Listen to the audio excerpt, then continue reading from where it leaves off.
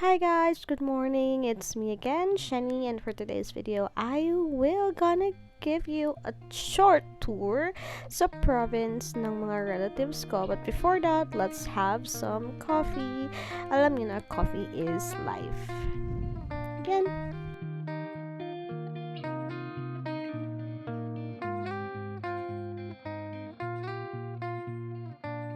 And while I'm having my coffee, let's do some makeover for a little bit kasi alam niyo na kailangan natin pretty when we're going out.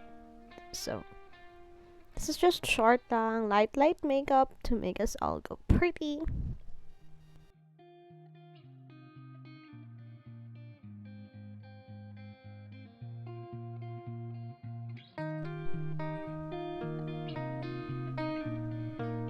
And that's it.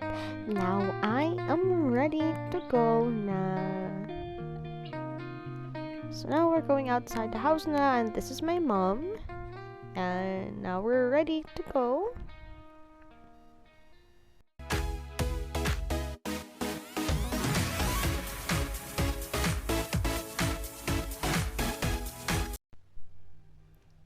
And now let's go!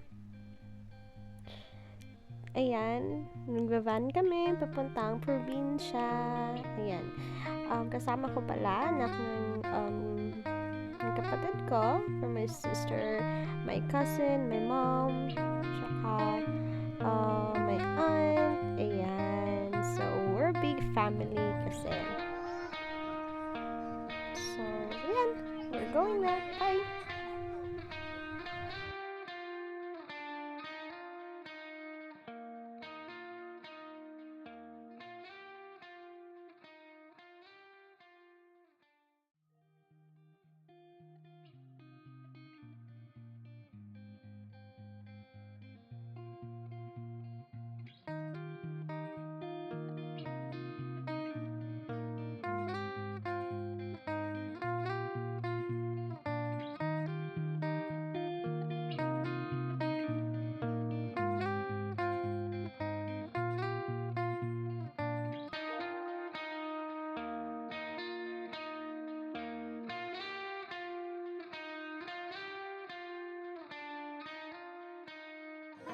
And now, dumating na kami sa aming destination. And as you can see, it took us maybe an hour or so to be here. So this is the area we have to walk few minutes, and then we have to pass by a river, and then walk a few more minutes, and then the house of my grandparents. Hold it to ati kang mamalaki. Adi, kitang daha. Bantay kuyahan. Tangan ko ay. May tubig dito ba? Kapag pero ba na nagripo-gripo, butangan magkatugkuan. Si mama siya na daw. Butangan og. Butong. Butangan ini. Wait lang. Yun na si Pa. Dong. We're going here in the kuan. Dari ta. Nga. Follow na to si Lula dong. Oh, follow na to para maabot na yung sa suba. Oo. Dari dong kayo. Para.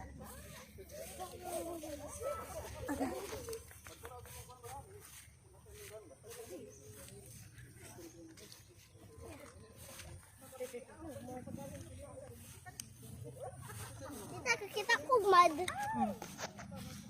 Siyempre,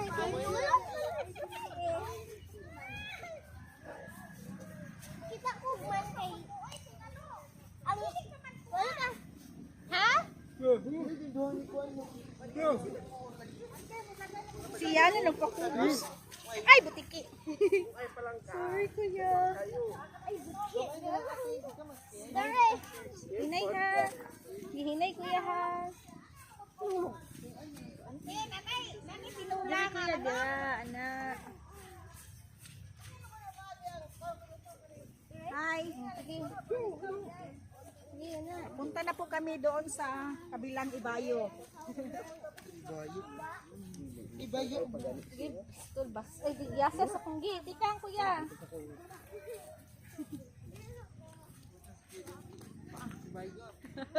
Kuya! Agay, pistol. Ligyasa din sa akong chanilas, oy. Sakitan ko sa mga bato inig tunog bitaw.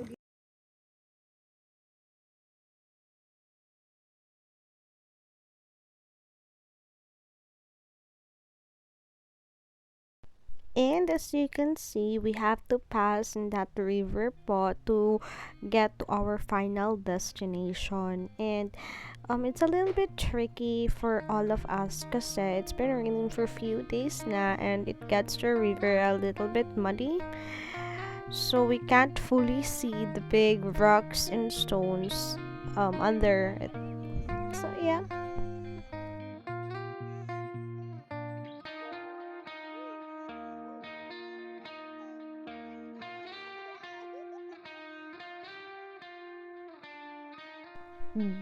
There's so many rocks and stones, so it's very challenging, as I'm telling you. And we have a lot of kids with us, so that's another challenge for us, how to pass in that river with kids. So we have to like very extra careful, and we're bringing a lot of stuff po, like foods and other things. And that's me trying to pass by the river. As you can see, the river is muddy, so we can't fully see big rocks.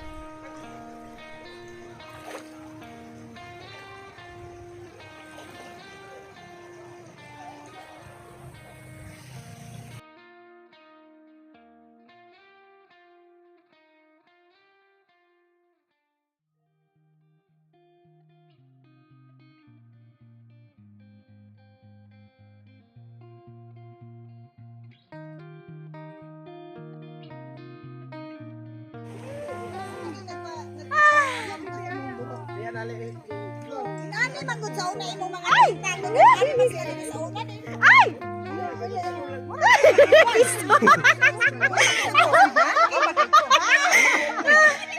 Lapok kaayo, as you can see, so muddy. And there we have to walk few more minutes again after passing the river. And the challenge is medyo lapok siya, meaning it's a little bit muddy. So after passing the river, now we have another challenge to be careful nga dili mi ma-slide because of the lapok.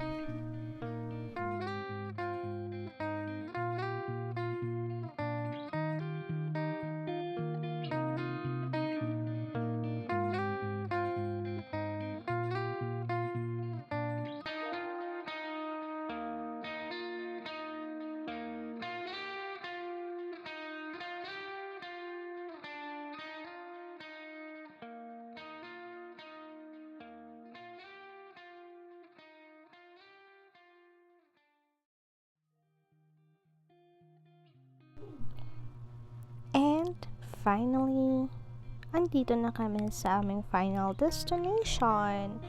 And as you can see, there's a lot of trees. It's a farm. And this is their house, and we are like unpacking some of the things that we have. And I'll give you a little tour kasi one of our relatives will gonna give us some fresh coconut. So ayan, as you can see, ang daming bunga ng coconut tree, and super duper good talaga if yung iinumin mong yung iinumin mong buko is fresh from the tree. But before that, kakain muna kami, at dahil gutom na kami, we have rice, we have pancit, we have puto cheese, and other things. Yan, my mom, my uncle, and this is me trying to drink a fresh buko juice.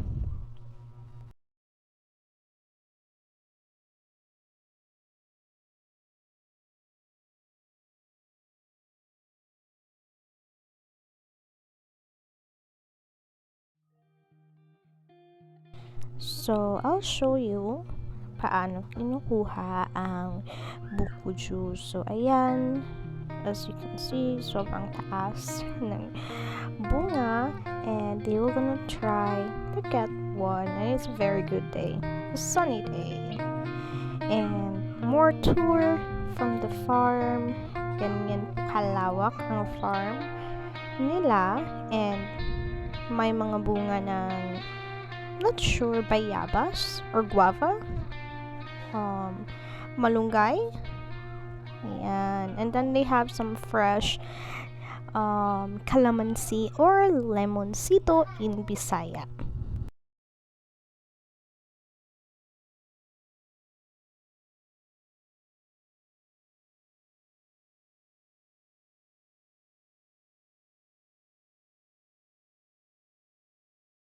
Aside from fresh fruits, meron ding mga um, nice flower like gumamela, ayan. Kumukuha na naman sila ng coconut, and then there are some carabao, some animals also in the farm. Tita, maglabtik na ko for ako nawala. 4? Oh. Tanaway! Tita! Ay! Boom! Ha? Hardo. Arya, there, Arya. Dagan kayo, dagan. And then because we had so many coconut, we have to shave the coconut so we can get the coconut meat, and then we're gonna bring that home to make some buko salad. Ayan, that's the coconut that we had. And now we're going home na. Thank you so much for the adventure, and now we have to go. So these are my cousins and my sister, my mom, my aunt, and now they are riding the carabao. Like normally this is used talaga in farming. So ayan, this is how life is sa farm. Ang saging yun. Ay, kasi gipugatan na nun ko ay. Kuya, saging o lang buto. Sami dito oh, dito rin ito maagit. Sa magkasunod ka sa kapaw. Manawag daw siya na.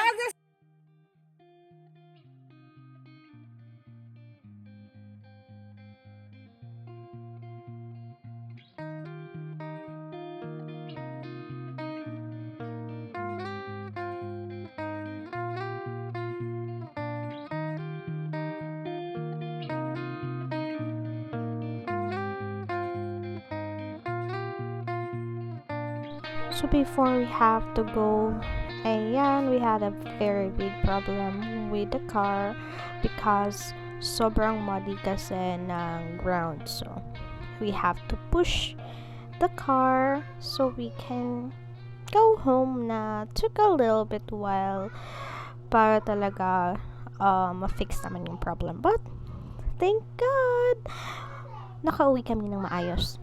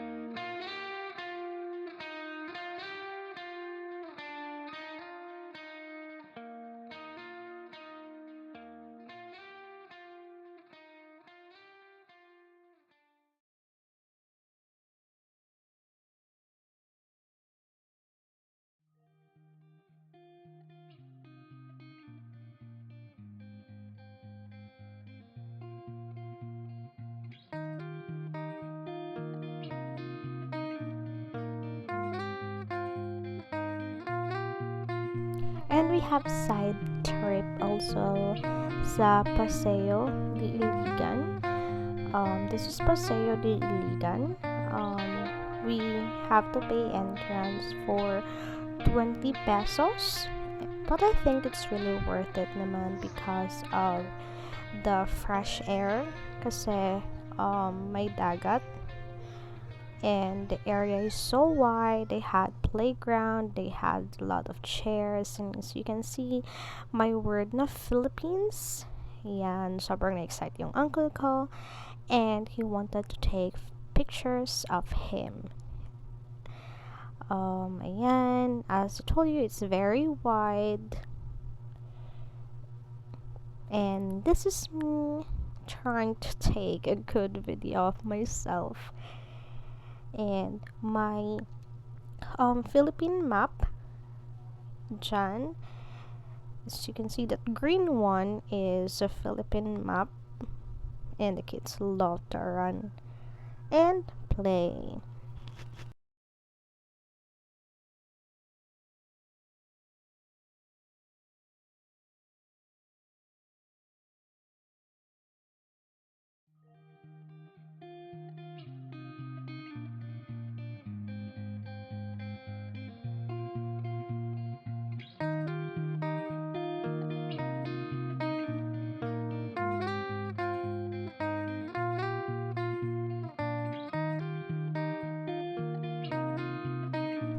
And that is my city, Ligan City. You can take pictures of that as a souvenir if you want. And sobrang spacious talaga ng area. Also, you can also rent bicycle. I think 40 pesos per hour if you want. And you won't get hungry here because there's a lot of restaurants wherein you can choose different kind of foods. So I think this is all. Thank you and goodbye, guys.